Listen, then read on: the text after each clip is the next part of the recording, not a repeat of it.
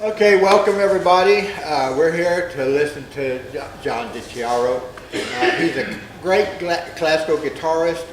He's a composer also, and he taught classical guitar for 25 years at USM, and he played actually for a couple of popes too, besides doing a lot of PBS shows. I'll let him describe what he's going to play for you today. It's really exciting, so y'all listen really carefully. Thank you. Well, hello everybody. I'll tell you, this is, hey, Raven. This is my first time to play at the Folk Festival, but I have to say, really great audiences, and it's such a wide variety of all kinds of arts and crafts out there, and music, and all kinds of music here. It's a real honor for me to be here to play for you today. And when I talked to Shane about this, I told him that he asked me if I'd do this, and I thought, well, it'd be a good idea to kind of play a lot of music of Scott Joplin to kind of give you a little bit of information as we go.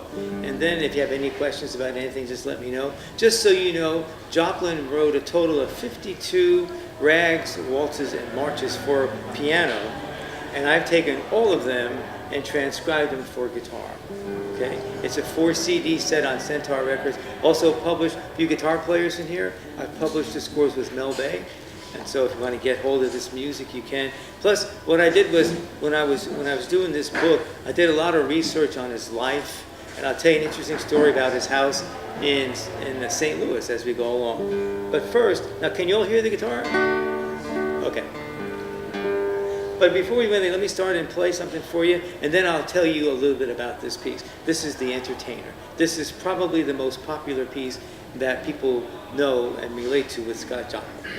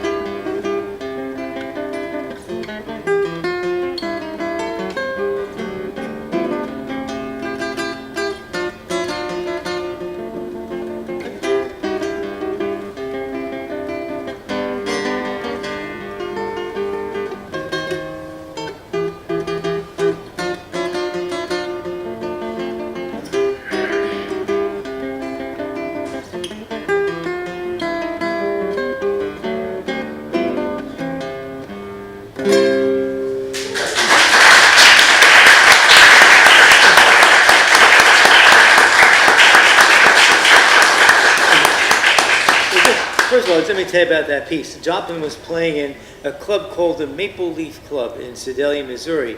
And one night, about 11 mandolin players walked in, and they asked him, it's kind of a slow night, if he would mind if they got up and jammed. So he said, okay, sure, yeah, I don't care. So they did, and he was so taken with the sound of the mandolin, the plucked string instrument, that he sat down and as a gift to them, wrote that piece. And Joplin's nickname was The Entertainer. And so that's what they named the piece, The Entertainer. So that's how that came about. Of course, we know it because it was used as a soundtrack in the 1971 movie The Sting with Robert Redford, Paul Newman.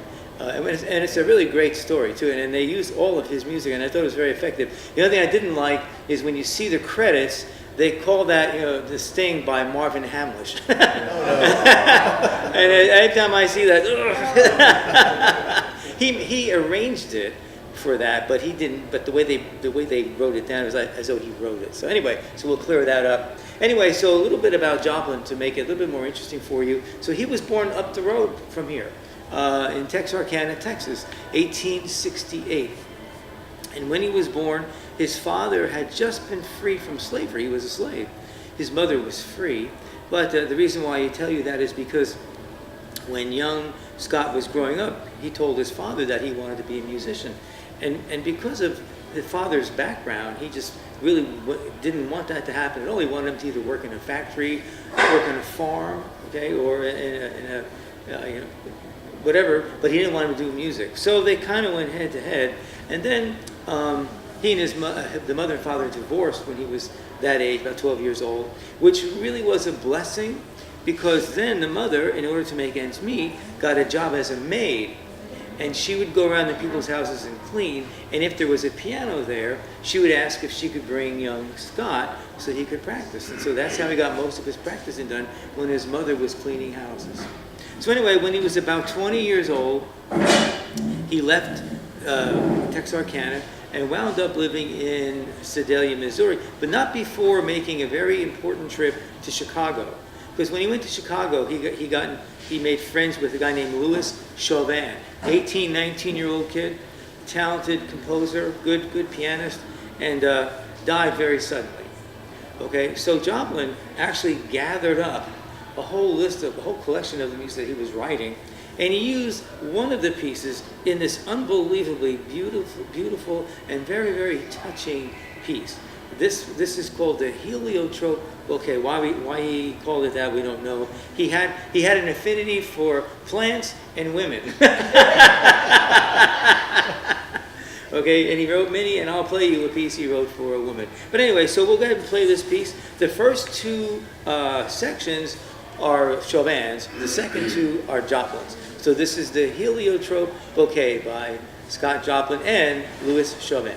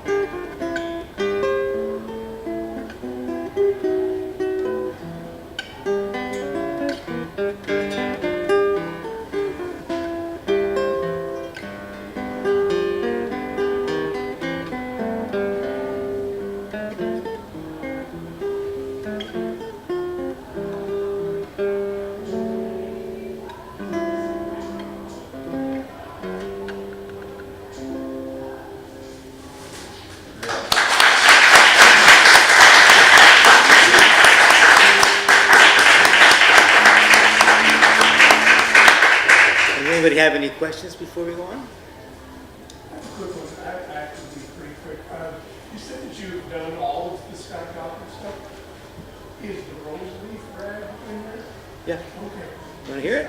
Because I've got, you got, probably as close to the original sheet music for that. You want to hear I've it? never seen it listed anywhere. All right, so that's my next piece. Good.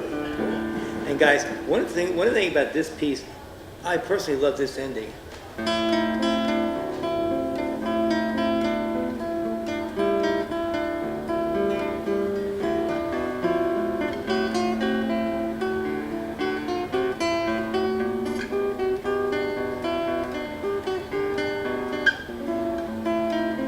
Isn't that beautiful? Yeah. I mean, God, how did this guy have this stuff in his mind? All right, so here it is, the rose leaf rag.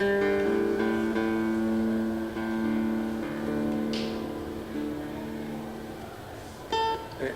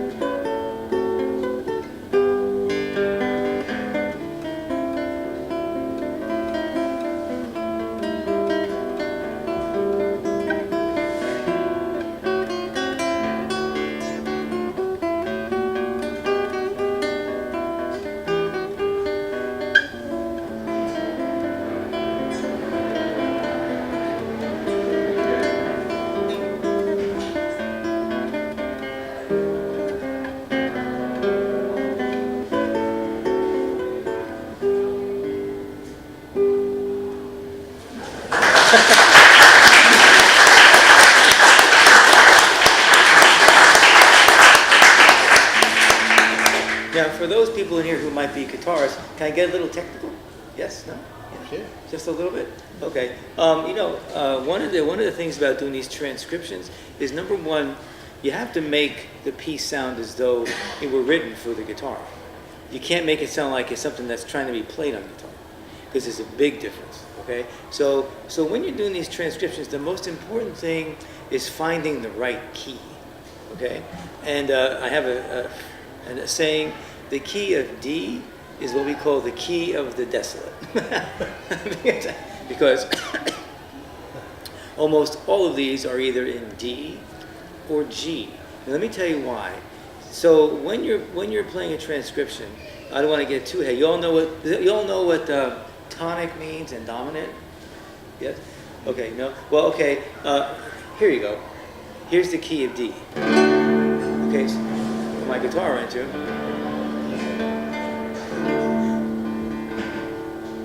Okay, so this is the primary chord, the D chord. This is the 4 chord, and then the 5 chord, and then the 1 chord.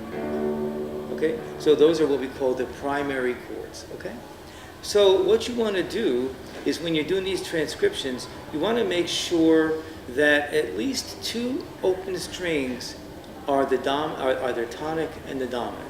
So if you notice, the tuning on a guitar is E, B, G, D, A, E. I have E, B, G, D, A, D. Okay, so we have D tuning. And what that does is, and then you have the open A string. So here's tonic, dominant. So look, you can play like this here. We could go here, you could go here, or even here. And see, where is it? See? So you have all this possibility of moving around the fingerboard comfortably with 2 strings occurring as open strings. Another key that works well is G tuning, with the A string tuned down to G. When I played the Entertainer and I played the Heliotrope, both of those had that kind of tuning, because then that allows you to play in G. Let me tell you. G, dominant. Now the tonic.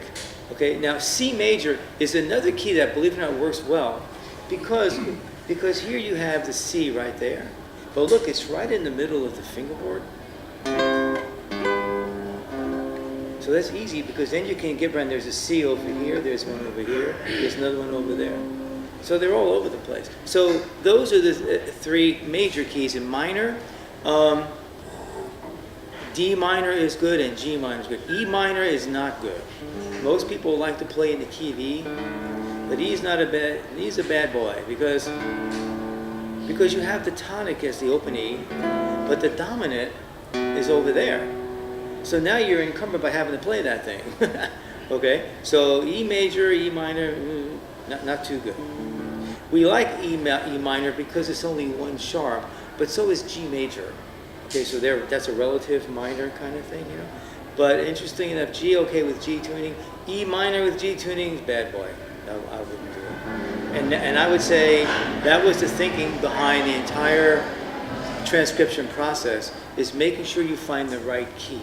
And one other thing is this: the guitar is a transposing instrument. Most people don't realize that, but it's a C concert instrument, but it sounds an octave lower than written. So when you look at, say, for example, on a staff, A on the second staff, on the second space in the staff, that's over there. That's really low. The human ear is not really trained to hear that. If I go like this, you hear it much better. See, you can hear that better.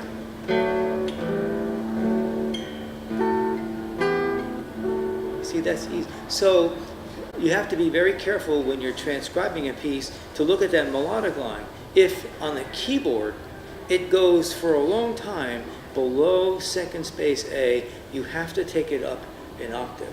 But you have to be very careful when you make that change. Watch this.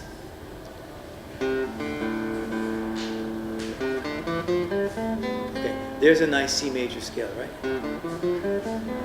A C major scale, or all the scales, are divided into what we call 2 tetrachords, a lower tetrachord and a higher. let's say you have to do this. That's going to be hard to hear. So you might want to go.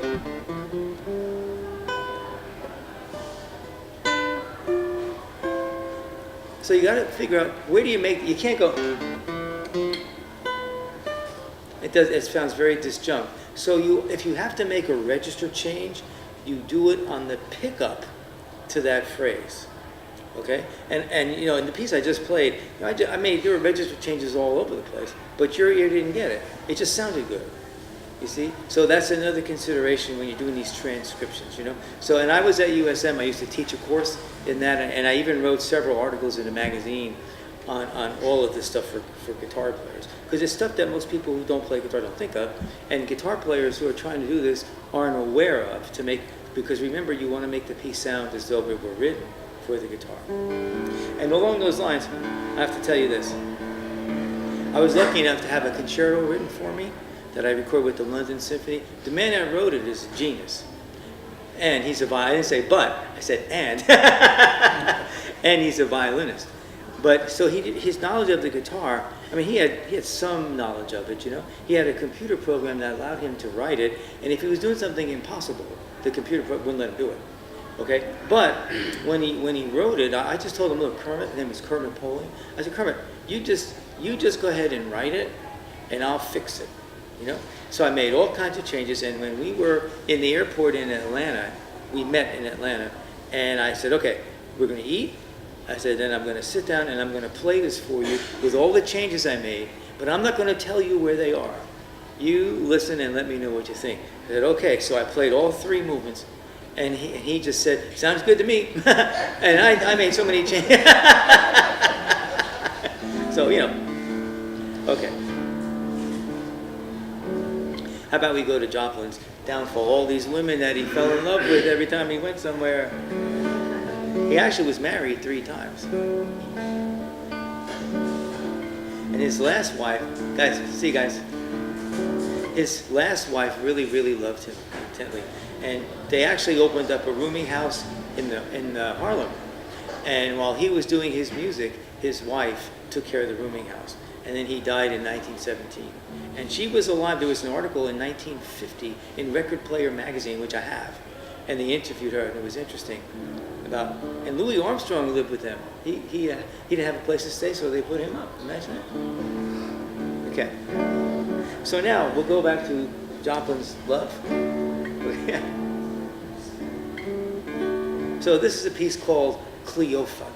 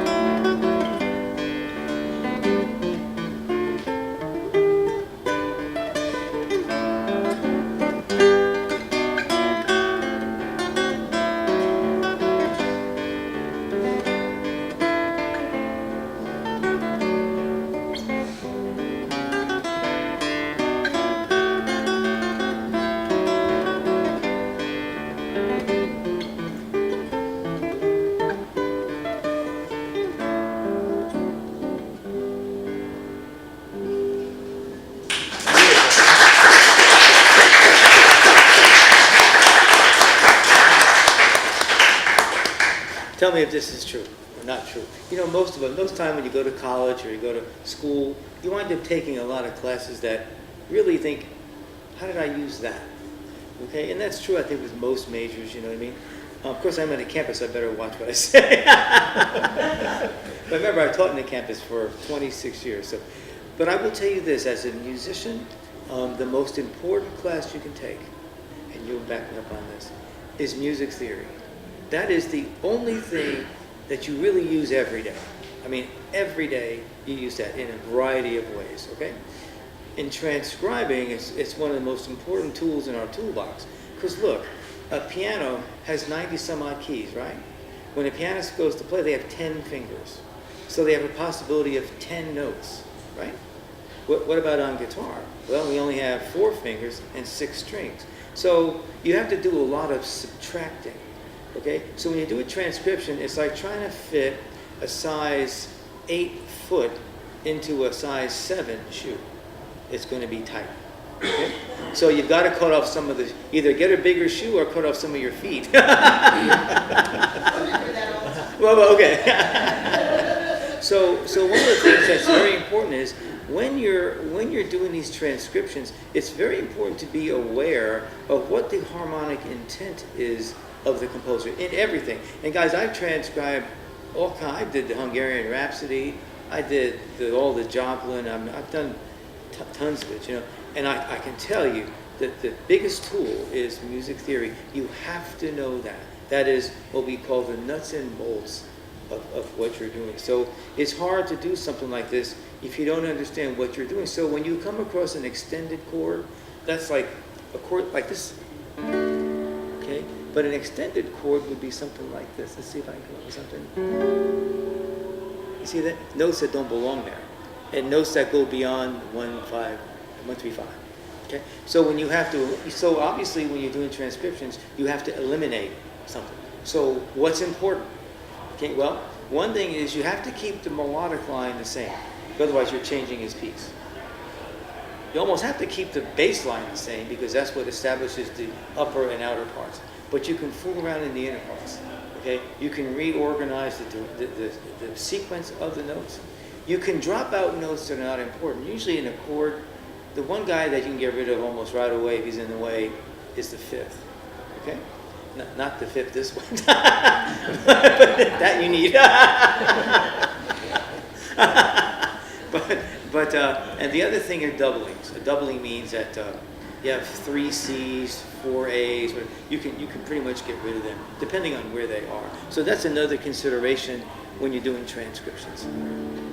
And I got to the point, I took a sabbatical from USM to do this.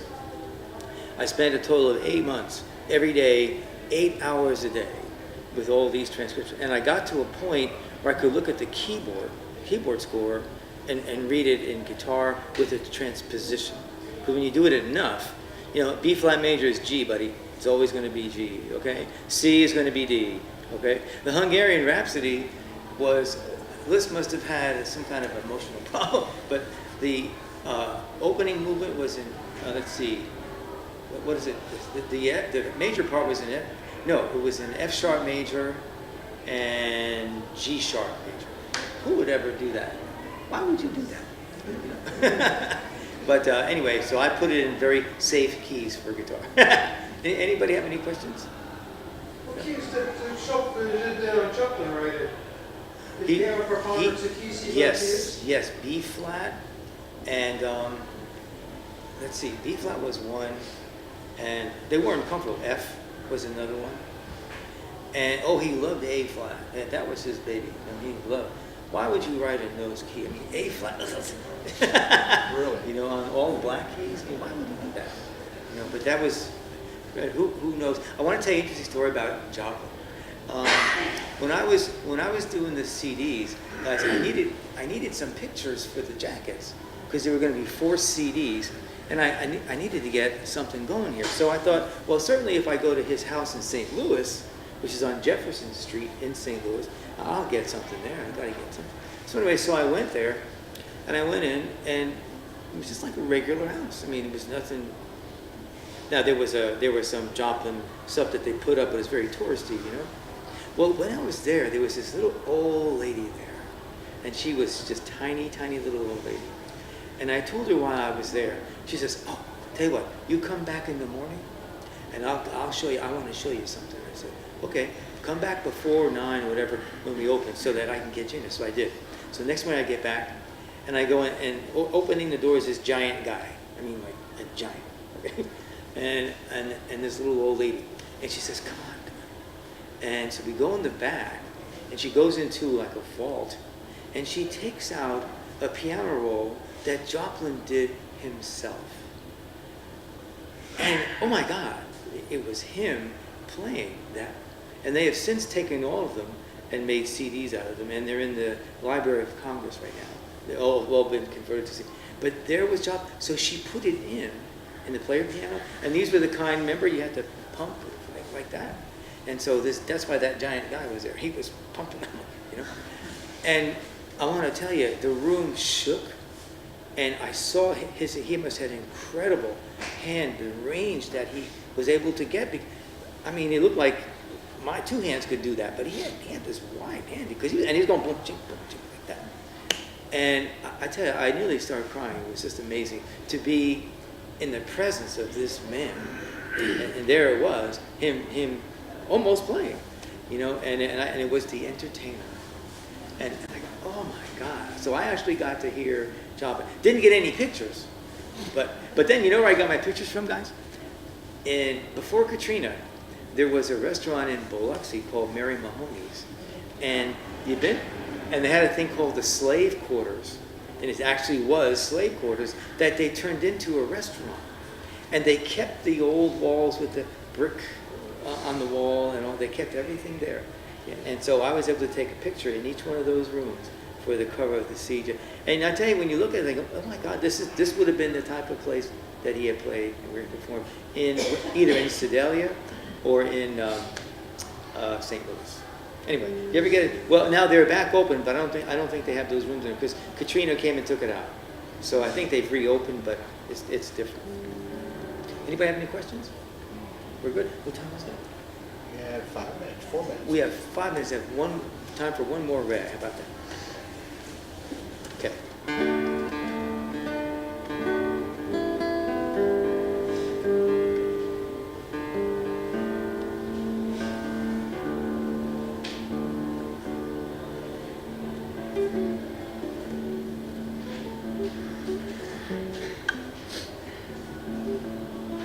Okay.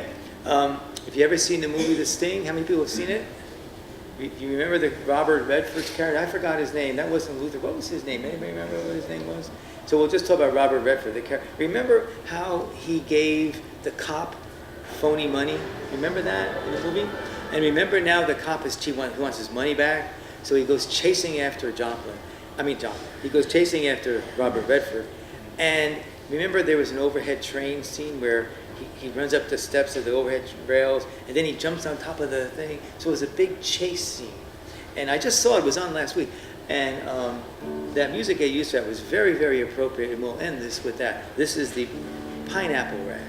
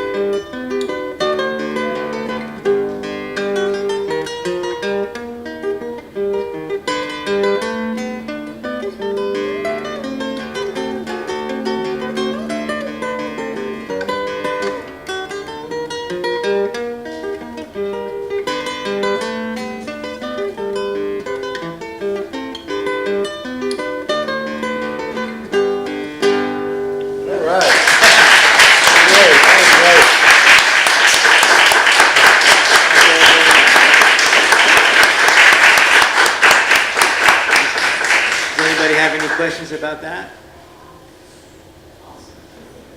I listen to it all the time in my studio. Oh, I love you. Guys, I want to tell you a little bit about my date with the London Symphony.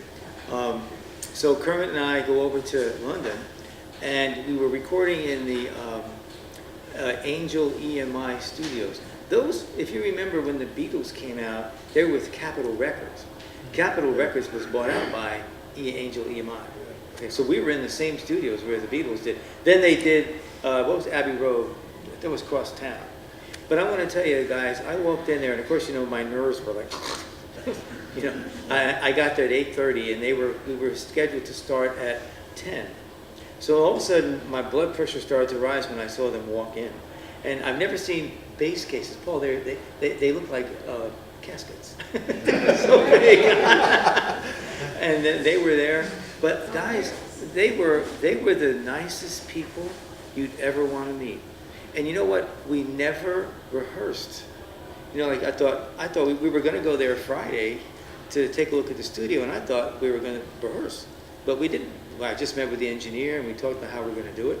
And actually, I was in a booth by myself, and I was behind the orchestra. I could see Kermit, the conductor, he was conducting.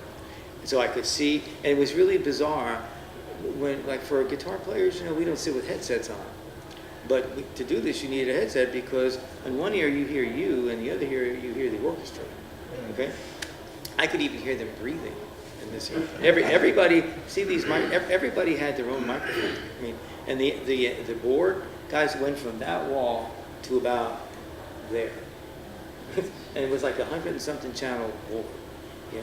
And those guys knew what they were doing. But they were just so down to earth and so nice. They made us feel so welcome. And it was really just a wonderful experience for me. And I stopped listening to it now because I think I wore my CD out. But, oh, you will some? No, you'll some. I'm sure you will. But it was a wonderful experience, and I'll never forget that. And so now I'm actually going to perform it here with Paul's help here in 2020.